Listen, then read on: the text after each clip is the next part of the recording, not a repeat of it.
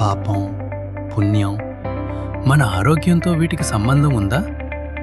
ప్రపంచ ఆరోగ్య సంస్థ WHO ప్రకారం ఆరోగ్యం అంటే కేవలం వ్యాధి లేకపోవటం కాదు.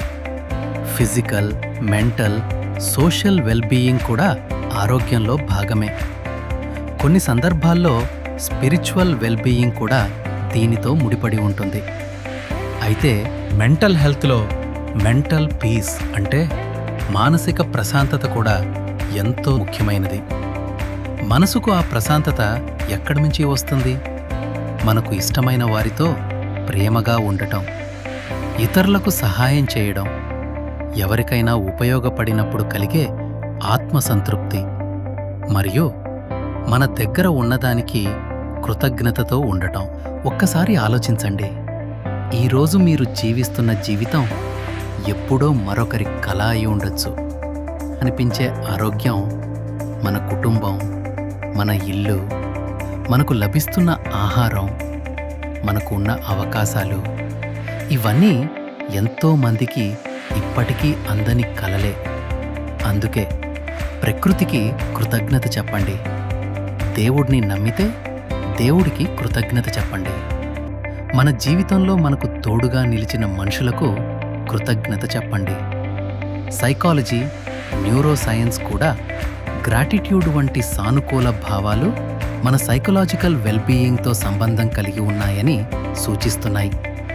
ఇతరులకు సహాయం చేసినప్పుడు మన బ్రెయిన్ రివార్డ్ సిస్టమ్ చురుకవుతుంది. డోపామిన్ వంటి న్యూరో ట్రాన్స్మిటర్స్ రివార్డ్, మోటివేషన్లో పాత్ర పోషిస్తాయి.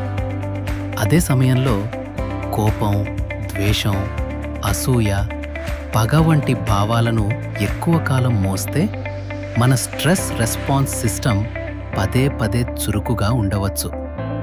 కార్టిసోల్ వంటి స్ట్రెస్ హార్మోన్స్ మన శరీరంపై ప్రభావం చూపవచ్చు. అందుకే మన పెద్దలు చెప్పిన పుణ్యం అనే భావనను ఒక కోణంలో ఇలా కూడా చూడవచ్చు. మన వల్ల ఇతరులకు మేలు కలగడం, మనలో సంతృప్తి పెరగడం, మన దగ్గర ఉన్నదానికి కృతజ్ఞతతో ఉండడం, మనసుకు ప్రశాంతతను ఇవ్వడం. అదే పాపం అంటే కేవలం దేవుడి శిక్ష కాదు, మన వల్ల ఇతరులకు, చివరికి మనకే కలిగే నష్టం కూడా కావచ్చు. కాబట్టి మంచి చేయండి, కృతజ్ఞతతో జీవించండి, ఇతరులకు మేలు చేయండి, మీ మనసుకు ప్రశాంతతను ఇవ్వండి. ఎందుకంటే ఆరోగ్యం అంటే శరీరం మాత్రమే కాదు, ప్రశాంతమైన మనసు కూడా ఆరోగ్యంలో ఒక ముఖ్యమైన భాగమే. శుభమస్తు. సమస్త లోకాః సుఖినో భవంతు.